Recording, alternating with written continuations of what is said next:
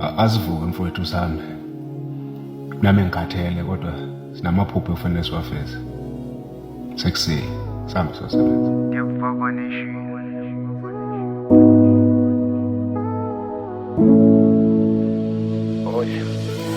Ya mfethu impilo isoze yabalula fine ngiyavuma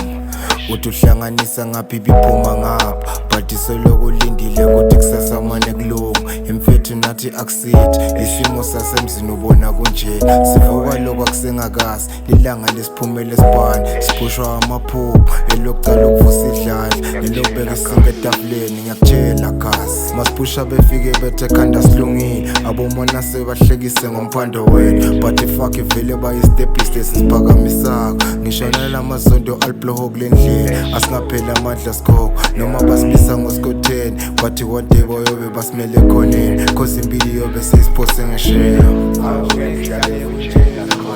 ngithe emzini kababa ngekuhlale kunjena ngekuhlale kunjena emzini kababa ngithi ngekuhlale kunjena ngithi ngekuhlale kunjena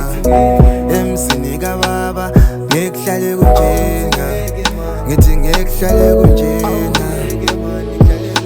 bheka lana out anginakukuyenga lempilo iyabhida kungcono nekubinza ngoba iyasinza thina siphile netihlobo lebekungenanhlitiyo hlezi bakufise lokuba sikhule nabafowethu mabakubona uzama abakuhlela umona abomakhelwane mangena iveni akulala khala sikhova kuze kuse sikhule basikhuluma bathi sobe simbone